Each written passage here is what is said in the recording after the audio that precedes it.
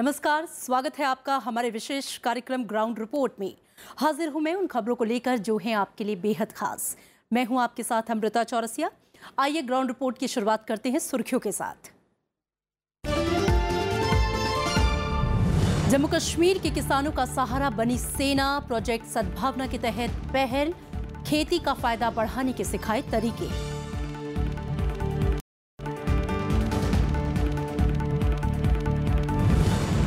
दोषी प्राइवेट अस्पतालों पर सख्ती से लोग खुश, लेकिन उठे कुछ अहम सवाल। स्वास्थ्य व्यवस्था के वाजिब मॉडल पर छिड़ी बहस।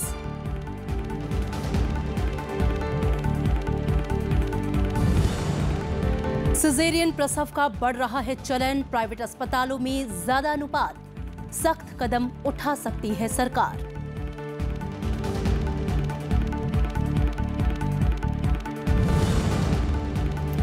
घट नहीं रहा पेंडिंग मुकदमों का बोझ। हाई कोर्टों में 40 लाख तो निचली अदालतों में लगभग 2.25 करोड़ मामले लंबित। 31 लाख मामलों में सुनवाई की तारीख तय नहीं।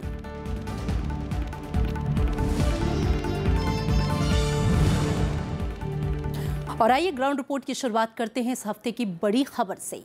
जम्मू कश्मीर की 80% आबादी खेती बाड़ी पर निर्भर है, लेकिन देश के दूसरे हिस्सों की तरह वहां भी किसान बेहाल हैं।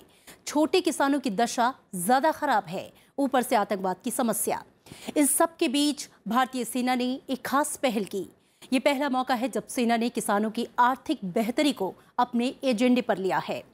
इसके प्रोजेक्ट सद्भावना के तहत दुर्गम इलाकों के किसानों को एक नया मौका मिला है। देखते हैं हमारी ये एक्सक्लूसिव रिपोर्ट।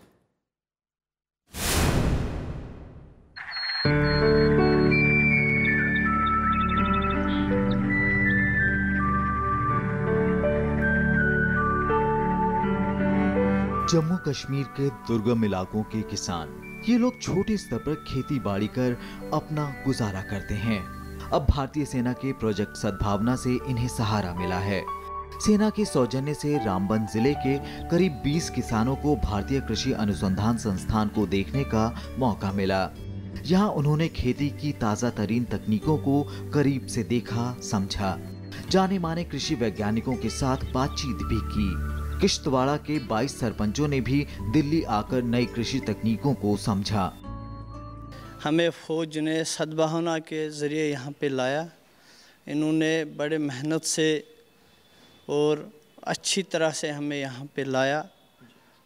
और यहाँ पे जो हमें सिखाया गया, हमें जो डॉक्टर साहब 3 डिपार्टमेंट के एग्रीकल्चर और हॉर्टिकल्चर से सिखाया गया, बहुत ही अच्छा रहा। यहाँ से जाकर वहाँ पे बाकी किसानों को इसी तरह सिखाएंगे जो हमने यहाँ पे सीखा। सेना बीते 2 दशकों से प्रोजेक्ट सद्भावना के जरिए जम्मू कश्मीर के लोगों को मुख्य धारा में जोड़ने और आत्मीय संबंध बनाने की कोशिश कर रही है। स्कूल खोलने से लेकर युवाओं और बच्चों को भारत भ्रमण कराना और बुनियादी ढांचा बनाना इस प्रयास का हिस्सा रहे हैं। लेकिन इस अभियान से किसानों को जोड़ने की ये पहली कोशिश है। सेना का प्रयास है कि कश्मीर के किसान नई तकनीकों से खेती करें। इससे ज्यादा पैदावार होगी तो उनकी आर्थिक स्थिति सुधरेगी। ऑपरेशन सद्भावना, इसके तहत हम लोगों ने फार्मर्स को इसमें इंटीग्रेट किया। और इंटीग्रेट करने के पीछे मकसद ये था कि अगर आप जम्मू कश्मीर के भौगोलिक दृष्टिकोण को देखेंगे तो अभी भी फार्मिंग वहाँ पे मेन ऑक्यूपेशन है। तो वहाँ से डिफरेंट एरिया से हम लोगों ने फार्मर्स, जो बेसिकली हमारा रामबन डिस्ट्रिक्ट है, वहाँ से हम लोगों ने गैदर किया। और गैदर करने के बाद में हम इनको यहाँ पे लाके ये चीज़ दिखाना चाहते हैं कि फार्मिंग में ही पार्टिकुलर किस तरीके से जो है आप अपनी इनकम को बढ़ा सकते हैं। जम्मू कश्मीर का रामबन जिला पिछड़ा और दुर्गम है। पानी की दिक्कतों के साथ बुनियादी ढांचा भी कमजोर है। इन हालात में खेती को कैसे लाभदायक बनाया जाए, ये एक बड़ी चुनौती है। पूसा के एग्रीकल्चर टेक्नोलॉजी इंफॉर्मेशन सेंटर आए किसानों से जानकारों ने इस संबंध में चर्चा की। किसानों को जैविक खेती से लेकर संरक्षित खेती के गुर बताए गए। बायोटेक फार्म, सब्जियों की खेती, ग्रीन हाउस, कृषि और सिंचाई की नई तकनीकों को किसानों ने देखा। इसके साथ ही हिसार के चौधरी चरण सिंह कृषि विश्वविद्यालय में इन किसानों ने पशुपालन की नई तकनीकों की जानकारी ली। बहुत सारे किसान भाई दूर दूर से आते हैं, उनको हम लोग बीज उपलब्ध कराते हैं। उसके बाद में कृषि साहित्य यहाँ से उपलब्ध होती है, एडवाइजरी सर्विसेज यहाँ से किसान भाइयों को दी जाती है। पूसा हेल्पलाइन के द्वारा जानकारी पूसा संस्थान के बारे में जानकारी प्राप्त कर सकते हैं कि कौन सा बीज अवेलेबल है, कौन सा अवेलेबल नहीं है, उसके हिसाब से वो अपना प्लान तैयार करें। जम्मू कश्मीर में मुख्य रूप से धान, गेहूं, मक्का, जौ, बाजरा और ज्वार की खेती होती है। कश्मीर के सेब, अखरोट और केसर दुनिया भर में मशहूर हैं। यहाँ बागवानी से 33 लाख लोगों की रोजी रोटी चलती है। लेकिन आतंकवाद के कारण यहाँ वाजिब निवेश नहीं हुआ, कृषि विकास ठहरा रहा। किसानों को उपज का उचित दाम नहीं मिलता है। कृषि और बागवानी कारोबार पर बिचौलिए हावी हैं। कृषि की औसत विकास दर बहुत कम है। भंडारण की जरूरी सुविधाओं की भी कमी है।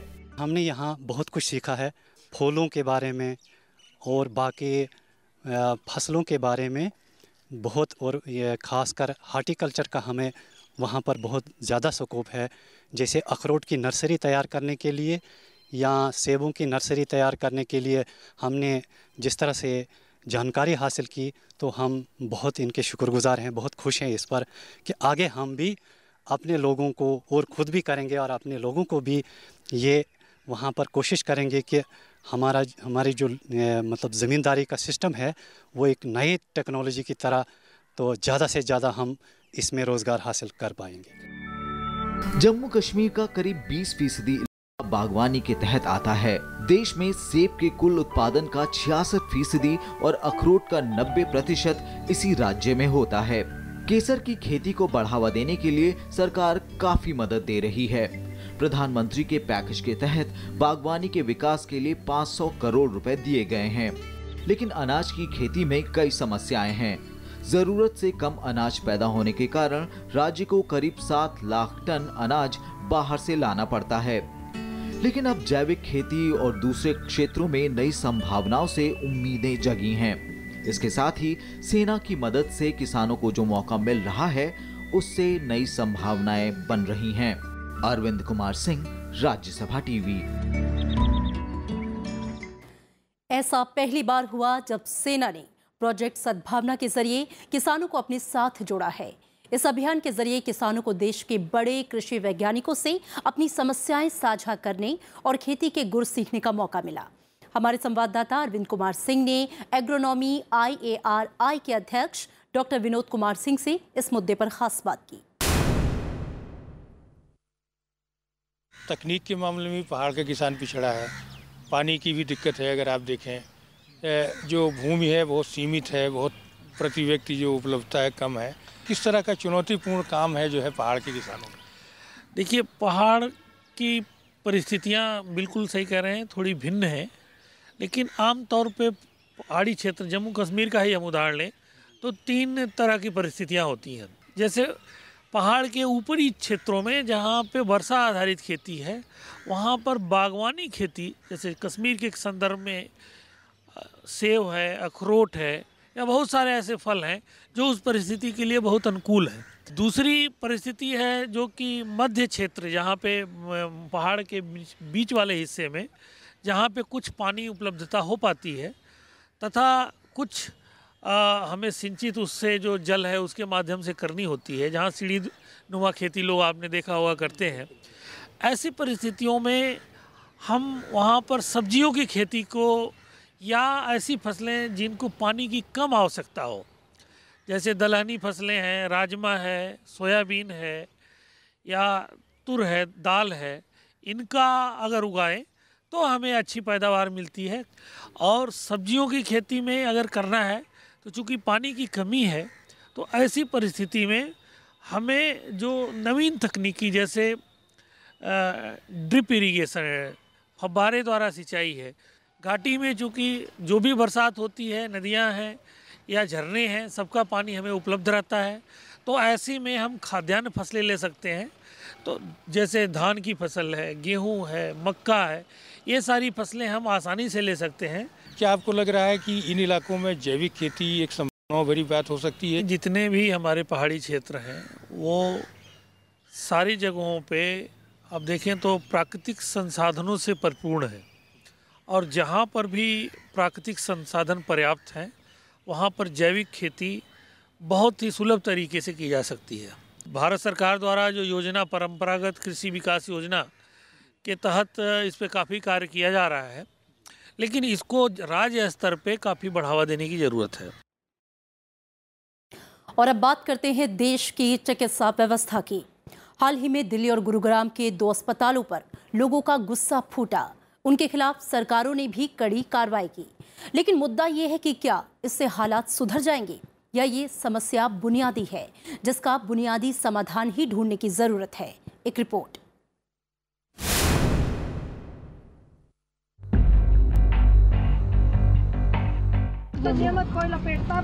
जो हमारे साथ हो अब किसी के साथ भी ना हो ऐसा। मैक्स शालीमार बाग हॉस्पिटल का दिल्ली सरकार लाइसेंस कैंसिल करती है। दिल्ली सरकार ने सख्त फैसला लिया। जीवित शिशु को मृत घोषित करने के मामले में उसने दिल्ली के शालीमार बाग इलाके में मौजूद मैक्स अस्पताल का लाइसेंस रद्द कर दिया। इस कदम का कई हलकों में खूब स्वागत हुआ। दिल्ली सरकार ने कहा मैं बहुत आभारी हूँ, एक हफ्ते के अंदर ही इतना बड़ा फैसला लिया और इस हॉस्पिटल का लाइसेंस रद्द किया। मुझे तो लगता है ये सारा काम सिर्फ पैसे के कारण ही हमारे बच्चों को इन्होंने मृत घोषित करार दिया था, क्योंकि हम इनको पैसा न दे सके, इसलिए इन्होंने हमारे साथ बहुत बुरा किया है। और मुझे ये भी डाउट है कि जो हमारा दूसरा बेबी जो हम उसको शमशान घाट में दफना के हैं वो भी इनकी लापरवाही के कारण ही मरा है। हम भी यही चाहते थे कि इस हॉस्पिटल के खिलाफ कार्रवाई हो। हम जो चाहते थे वो हो गया पूरा हमारा। ये प्रतिक्रिया बताती है कि प्राइवेट अस्पतालों को लेकर समाज में असंतोष किस हद तक फैल चुका है। मैक्स अस्पताल के पहले गुड़गांव का फोर्टिस अस्पताल चर्चा में आया था। वहां डेंगू पीड़ित एक बालिका के इलाज के बदले 16 लाख रुपए का बिल थमा दिया गया, जबकि बच्ची की जान भी नहीं बची। एक जांच समिति ने अस्पताल के आचरण को दोषपूर्ण माना। उसके बाद अस्पताल को मिली जमीन की लीज रद्द करने की प्रक्रिया हरियाणा सरकार ने शुरू की। प्राइवेट अस्पतालों में ऐसी लापरवाही या लोगों से पैसा ऐंठने के लिए गैर जरूरी इलाज करने की शिकायतें लंबे समय से आती रही हैं। इस बरस जारी चौथे नेशनल फैमिली हेल्थ सर्वे की रिपोर्ट से सामने आया कि सरकारी अस्पतालों की तुलना में प्राइवेट हॉस्पिटल्स में 3 गुना ज्यादा सिजेरियन डिलीवरी कराई जाती है। विश्व स्वास्थ्य संगठन के मुताबिक कुल बच्चों के जन्म में सिजेरियन डिलीवरी की संख्या 10 से 15% होनी चाहिए, जबकि भारत के निजी अस्पतालों में ये तादाद लगभग 41% है। मीडिया रिपोर्टों के मुताबिक दिल्ली की उपभोक्ता अदालतों में हर बरस मेडिकल लापरवाही के तकरीबन 1500 मामले आते हैं, जिनमें 90% सर्जरी से संबंधित होते हैं। इसी वजह से ये मांग उठी है कि प्राइवेट अस्पतालों की जवाबदेही तय करने का कारगर सिस्टम बनना चाहिए। हालिया घटनाओं से कई खास सवाल खड़े हुए हैं। मसलन, क्या प्राइवेट अस्पतालों में मरीजों की गैर जरूरी जांच कराई जाती है? क्या वहां गैर जरूरी इलाज और सर्जरी की जाती है? क्या डॉक्टरों का नुस्खा दवा कंपनियों से उनकी मिलीभगत से प्रभावित होता है? एक बार ऐसी गलती को अगर हमने बर्दाश्त कर लिया as a society, as people, as law, then I think there is going to be many more such cases that we will see. That is why we demand that the doctor must be arrested. He's been sent on leave, as I heard. It is absolutely unacceptable. He should be arrested and hospital must be charged. लेकिन डॉक्टरों और अस्पताल प्रबंधन से जुड़े लोगों का कहना है कि बिना सभी पहलुओं को ध्यान में रखे बेवजह प्राइवेट हॉस्पिटल्स के खिलाफ एक माहौल बना दिया गया है। ये भी कहा गया है कि समाज में विज्ञान विरोधी पूर्वाग्रह फैला रहे हैं। प्राइवेट अस्पतालों के खिलाफ बनी निराधार धारणाएं उसका ही नतीजा है। गलती हुई है, गलतियां होती हैं और गलतियों को कम करने के लिए मंथन होना चाहिए। सो आई थिंक ये मीडिया प्रेशर है या ये पब्लिक का आउटरीच है, और जो बोथ पब्लिक ये नहीं सोच रही है कि ऐसे अस्पताल बंद करने से पेशेंट डॉक्टर रिलेशनशिप में जो दूरी आ रही है वो और बढ़ जाएगी। सरकार को दोबारा से सोचना चाहिए, नहीं तो मैक्स को इसको चैलेंज करना। बेशक प्राइवेट अस्पतालों में महंगा इलाज होता है, लेकिन ये भी सच है कि ऐसे अस्पतालों ने दुनिया में भारत की खास पहचान बनाई है। इनकी वजह से ही भारत मेडिकल टूरिज्म का खास स्थल बना है। ऐसा इसलिए हो सका क्योंकि ये अस्पताल महंगे उपकरण मंगवाते हैं, उनका रखरखाव करते हैं और डॉक्टरों और दूसरे कर्मचारियों को अच्छी तनख्वाह देते हैं। इन सब का बोझ मरीजों को उठाना पड़ता है। मगर भारतीय परिस्थितियों को ध्यान में रखें तो इन कारणों से ये अस्पताल आम इंसान की पहुंच से बाहर बने रहे हैं। अब इनकी विश्वसनीयता पर भी सवाल उठे हैं। लेकिन असल मुद्दा ये है कि इसका समाधान क्या है। मैक्स या फोर्टिस अस्पतालों के खिलाफ हो रही कार्रवाई से क्या आम लोगों को राहत मिल जाएगी, या असली समस्या निजी अस्पतालों की संस्कृति है? आरोप है कि इस संस्कृति का डॉक्टरों पर आज इतना दबाव बना रहता है कि वो हर मरीज को सिर्फ आमदनी का जरिया मानने लगे हैं। तो असली मुद्दा विकल्प का है। दुनिया भर का अनुभव है कि सिर्फ कारगर पब्लिक हेल्थ सिस्टम का इंतजाम कर ही सभी लोगों के लिए सस्ता और उचित इलाज को सुनिश्चित किया जा सकता, जबकि भारत में चिकित्सा क्षेत्र का इस हद तक निजीकरण हो चुका है कि आज औसतन मरीजों को इलाज का 3/4 खर्च अपनी जेब से चुकाना पड़ता है। Bureau report, Rajya Sabha TV. देश में स्वास्थ्य सेवाओं से जुड़ी समस्याओं पर उतनी चर्चा नहीं होती जितनी की होनी चाहिए। ऐसे में महिलाओं की सेहत से जुड़े मुद्दे भी हाशिए पर चले जाते हैं, जिसे खास तवज्जो देने की जरूरत है और इस पर चर्चा भी बेहद जरूरी है। ऐसा ही एक बड़ा मुद्दा देश में सिजेरियन डिलीवरी या सी सेक्शन डिलीवरी की बढ़ती दर का है, जो गहरी चिंता का सबब है। एक रिपोर्ट।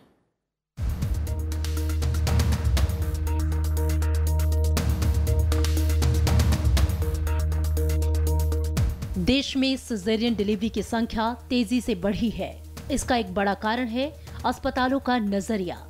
वहां डॉक्टर अक्सर प्रसूताओं को ऑपरेशन की सलाह देते हैं। नेशनल फैमिली हेल्थ सर्वे के मुताबिक पिछले एक दशक में सिजेरियन डिलीवरी की संख्या में बेतहाशा बढ़ोतरी हुई है।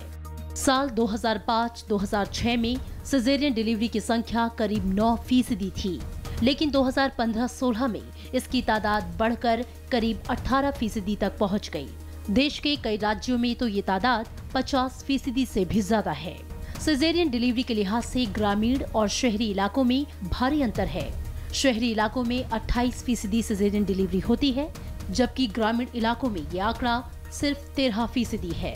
इस मामले में सबसे भयावह तस्वीर देश के प्राइवेट अस्पतालों में नजर आती है। वहां सरकारी अस्पतालों की तुलना में ज्यादा सिजेरियन डिलीवरी कराई जाती है। प्राइवेट अस्पतालों में सिजेरियन डिलीवरी की तादाद 40% से भी ज्यादा है, जबकि सरकारी अस्पतालों में यह आंकड़ा 12% है। ये जो अंतर है उसी को समझने के लिए हमने जो कोर्ट में पिटीशन डाला, एक तो ये डाला कि एक कहीं ना कहीं अलार्मिंग सिचुएशन है, बट क्योंकि हम कोई विशेषज्ञ नहीं हैं, हम कोई डॉक्टर नहीं हैं, तो हमने वही अपील किया कि इसको लेके एटलीस्ट कहीं ना कहीं कमीशन ऑफ इंक्वायरी बननी चाहिए कि इस मुद्दे को समझ सकें कि ये एक्चुअली में है क्या। ऑपरेशन के जरिए बच्चे पैदा करने के मामले में देश के अलग अलग राज्यों में अलग अलग तस्वीर नजर आती है। तेलंगाना में 58% बच्चे सी सेक्शन डिलीवरी से पैदा होते हैं, जबकि आंध्र प्रदेश में यह आंकड़ा 40% है।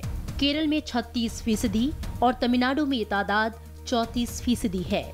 उत्तर प्रदेश की स्थिति कुछ बेहतर है। यहाँ 9% शिशुओं का जन्म ऑपरेशन के जरिए कराया जाता है। नागालैंड में यह आंकड़ा 6% है। सिजेरियन प्रसव के बढ़ते मामलों को सरकार ने भी गंभीरता से लिया है। सरकार ने ये माना है कि केंद्रीय सरकारी स्वास्थ्य योजना यानी कि CGHS पैनल में शामिल निजी अस्पतालों में आधे से अधिक प्रसव सिजेरियन होते हैं।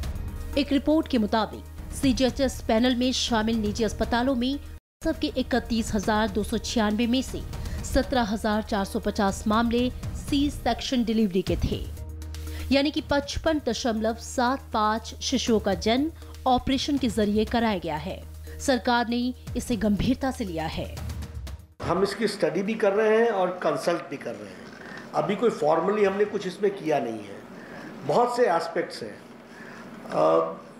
उन एस्पेक्ट्स को और गौर करने की जरूरत है। ब्रिटिश मेडिकल जर्नल लैंसेट के मुताबिक संपन्न घरों की महिलाएं प्रसव पीड़ा से बचने के लिए ऑपरेशन को तरजीह देती हैं। केंद्रीय महिला और बाल विकास मंत्री मेनका गांधी ने भी इस प्रवृत्ति पर चिंता जताई है। पिछले दिनों गैर जरूरी सिजेरियन डिलीवरी के खिलाफ change.org पर एक याचिका डाली गई थी, जिसे 2 महीने के अंदर ही लगभग 1.5 लाख लोगों का समर्थन मिला। ये दर्शाता है कि इस मामले को लेकर लोगों में, खासकर महिलाओं में, खासी नाराजगी है। लोगों को सही जानकारी दी जाए और इस बारे में सरकार सख्त दिशा निर्देश जारी करे। Bureau report, Rajya Sabha TV. कहते हैं जस्टिस डिले, जस्टिस डिनाई। सरकार और न्यायपालिका की तमाम घोषणाओं के बावजूद न्याय प्रक्रिया में तेजी लाने की कोशिशें अब तक सिफर ही रही हैं।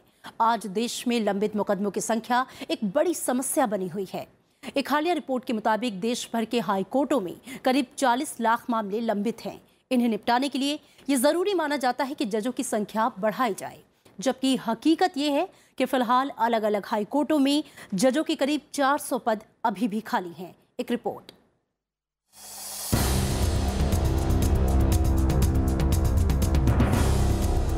लोकतंत्र का मजबूत स्तंभ न्यायपालिका आज लंबित मुकदमों के बोझ और जजों की कमी से जूझ रहा है। न्याय पाने की आस में सदियां बीत जाती हैं, पीढ़ियां गुजर जाती हैं।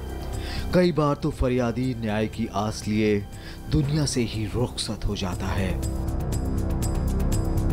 लोगों को तेजी से इंसाफ मिलने की घोषणाएं खूब होती हैं, लेकिन ये मकसद दूर की कौड़ी नजर आता है। आंकड़े खुद समस्या की गंभीरता बताते हैं। नेशनल जुडिशियल डेटा ग्रिड यानी NJDG के मुताबिक देश के सभी 24 हाई कोर्ट्स में 2016 तक कुल 40,15,000 मुकदमे लंबित थे। इनमें से करीब 6 लाख केस एक दशक से भी ज्यादा पुराने थे। ताजा आंकड़ों के मुताबिक सिर्फ 20 हाई कोर्ट्स में 5,97,650 मुकदमे 10 साल से अधिक समय से निपटारे के इंतजार में हैं। वैकेंसी तो फिल नहीं कर रहे तो पेंडेंसी के ऊपर भाग रहे हो, ये कैसे होगा? वो भी तो सिस्टम तो बनाओ कि वैकेंसी तो होनी ही नहीं चाहिए।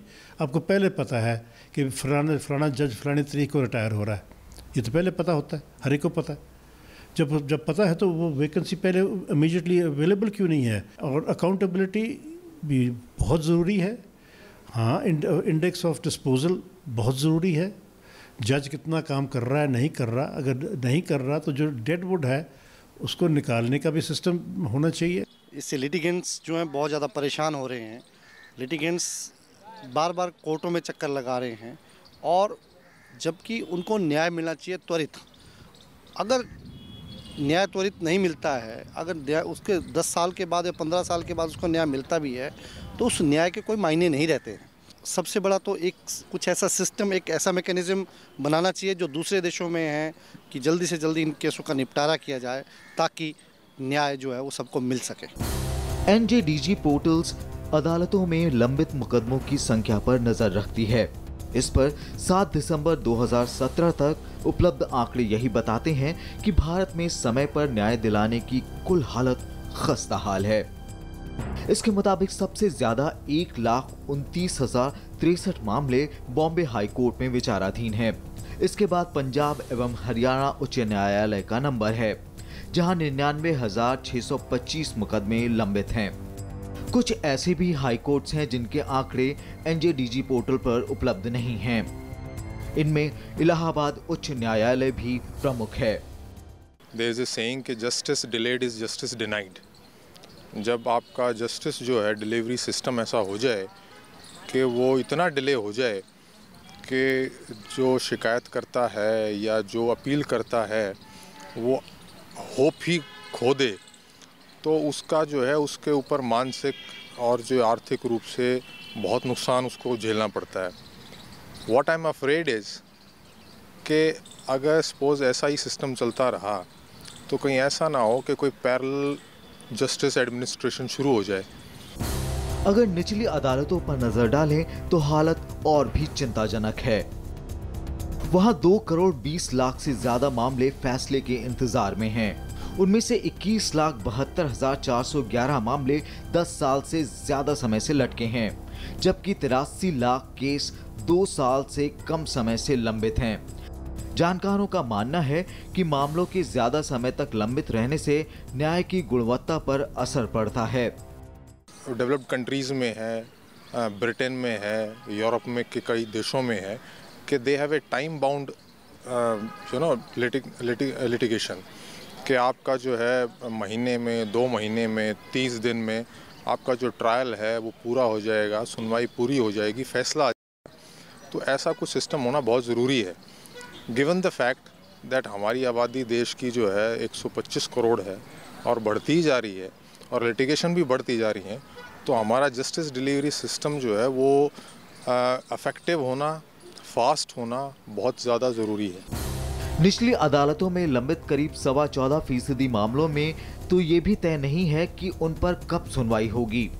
जिन मामलों में अगली सुनवाई की तारीख तय नहीं होती उन्हें अनडेटेड केस कहा जाता है। फिलहाल इस तरह के 31 लाख से ज्यादा मुकदमे अदालतों में अनडेटेड हैं। उनमें से 21,75,000 से ज्यादा फौजदारी और 9,70,000 के करीब दीवानी मामले हैं। देश भर की अदालतों में लंबित करोड़ों मामलों के निपटारे के लिए सरकार और न्यायपालिका की तरफ से कोशिशें अभी तक कामयाब नहीं हो पाई हैं। हालांकि सरकार का मानना है कि तकनीक के सहारे इन मामलों को जल्द निपटारे के लिए कोशिश की जा रही है। ऐसे में जानकारों का कहना है कि जल्द निपटारे के साथ साथ जरूरी है कि न्याय की गुणवत्ता के साथ किसी तरह का समझौता ना हो। दिल्ली से कैमरामैन जितेंद्र नेगी के साथ रविंद्र सिंह शोराण, राज्यसभा टीवी। और इसी के साथ ग्राउंड रिपोर्ट के आज के इस एपिसोड में इतना ही। अगले हफ्ते आपसे फिर मुखातिब होंगे कुछ और नई रिपोर्ट्स के साथ। नमस्कार।